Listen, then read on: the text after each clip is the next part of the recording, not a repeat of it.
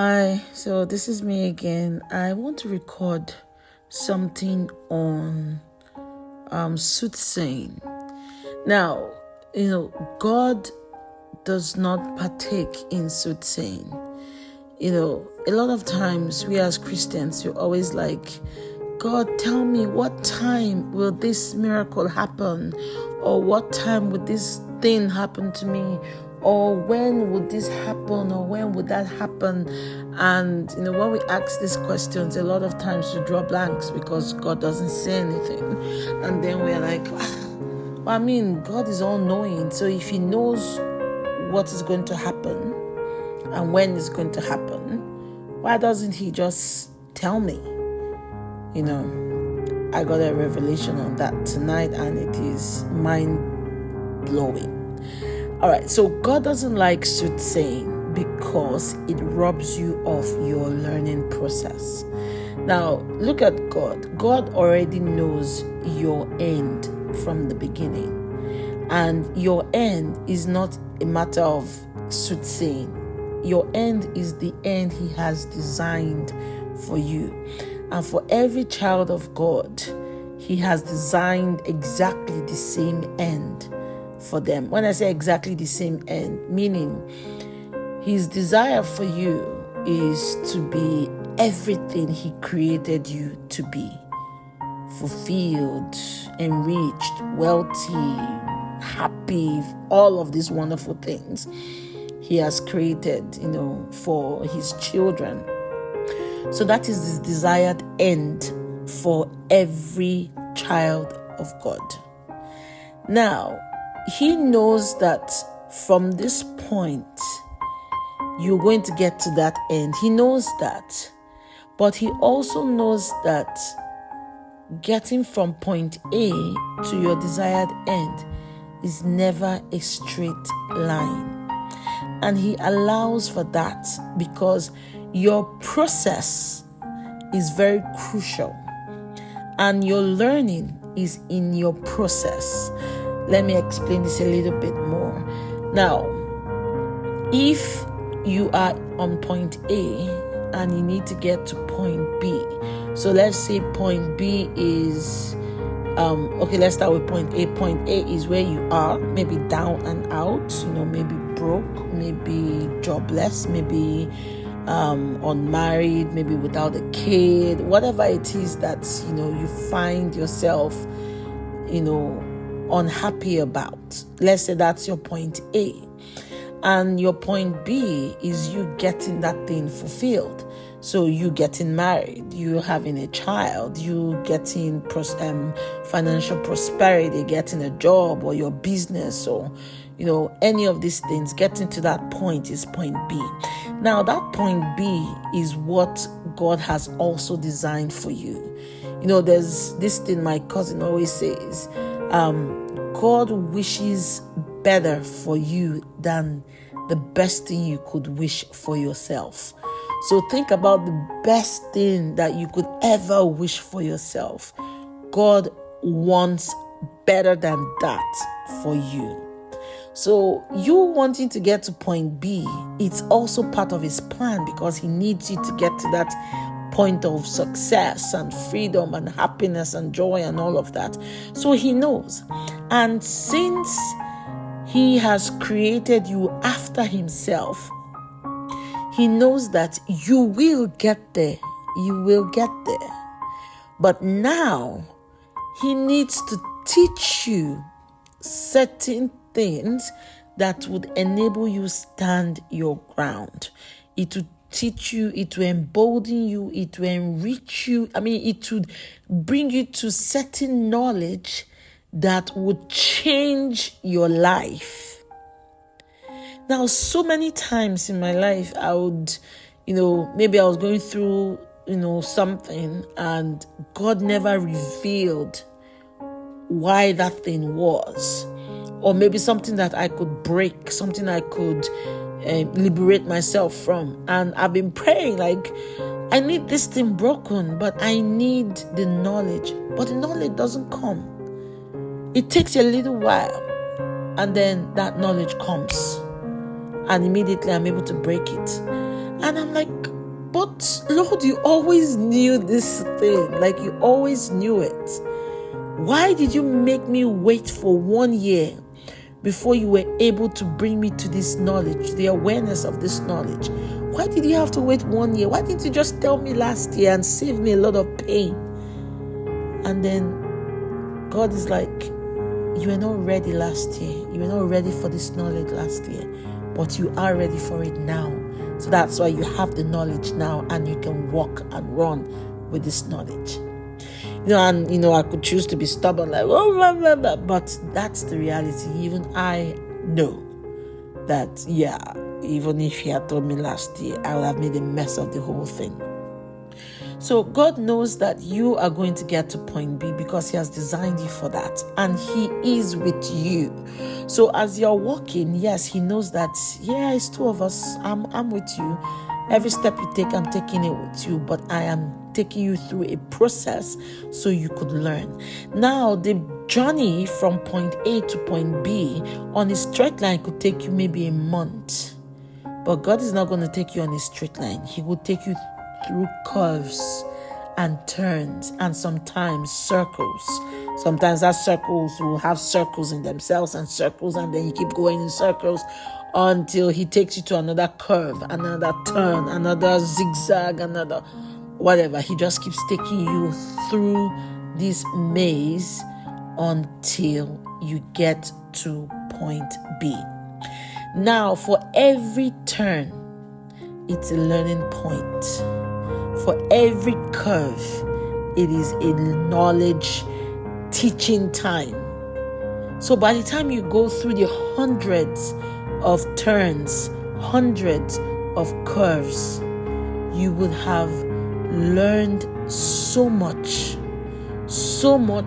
that by the time you get to the end of that maze, you would understand that what you wished for at the beginning of the maze is something that you already had, and it doesn't define your life at that state anymore, because you have learned so much that you now have new goals, new wishes, new ambitions, new drive.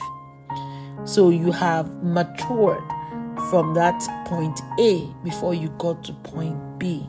You have matured, you have grown, you have expanded, your vision has been improved, increased. You are bigger, you are better, and you have a better understanding about these things. And now you've gotten to this point. He's not done. When you get to point B, that's what you were wishing for, but you've gotten there. But that's just the starting point for you, because right now your mind is big, is expanded. So now from point B, you're looking at point C. You need to get to point C because that's where you gotta go.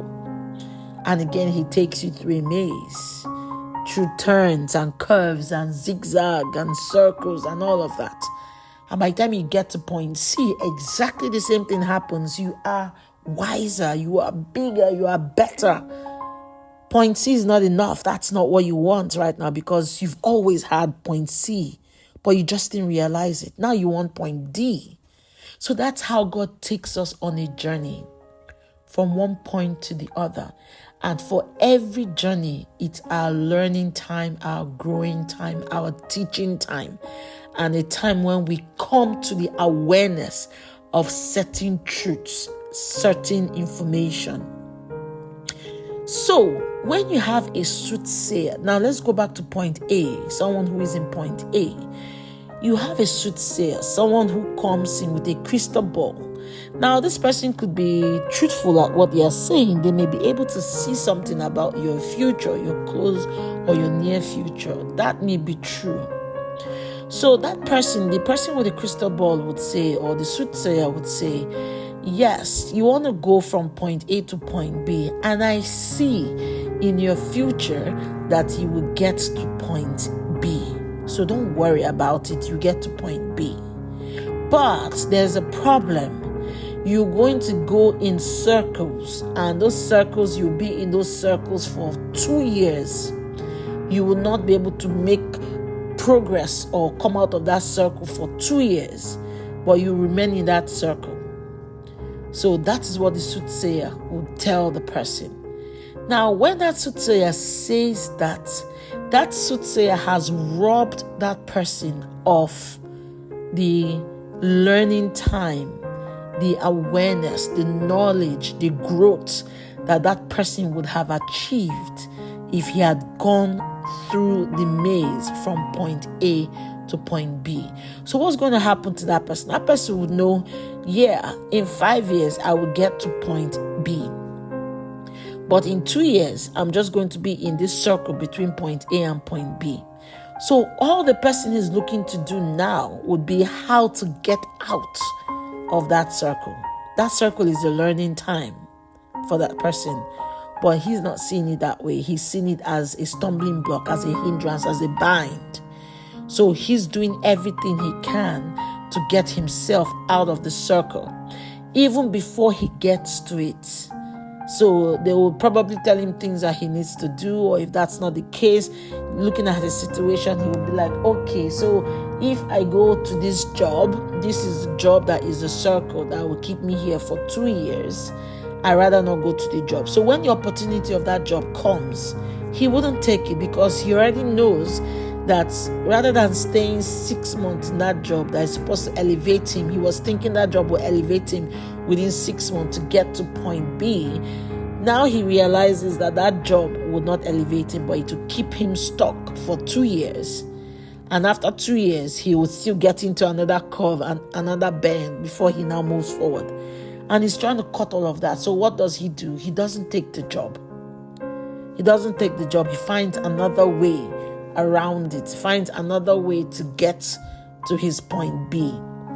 But what that guy doesn't realize is that the essence he requires to get to point B is what is in that job. He's something he's going to learn while he's in that job. So he would miss that teaching time.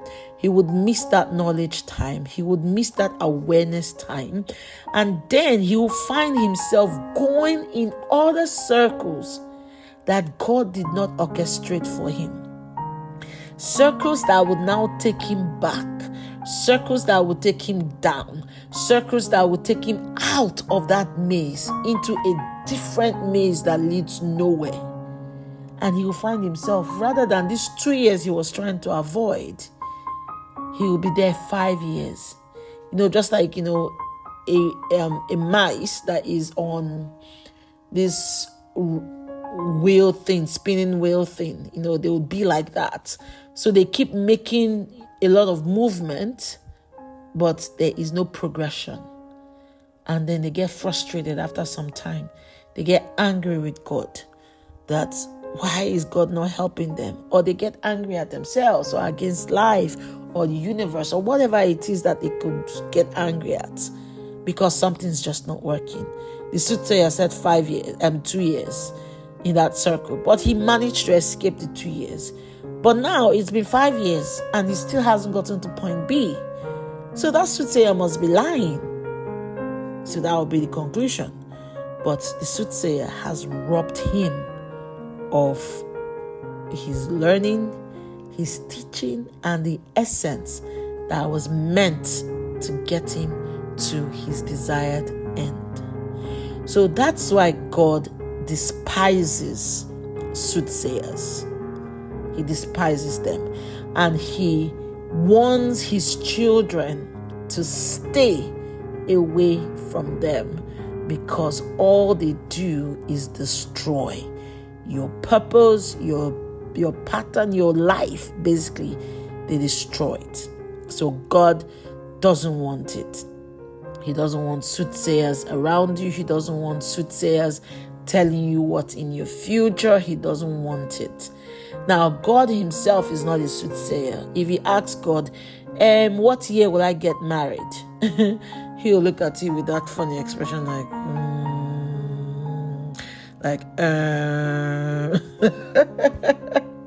and he's not going to answer you because he wouldn't tell you that, even though he knows that this is the year I have designed for this lady or this man to get married, but I need him to grow from this point that he is in.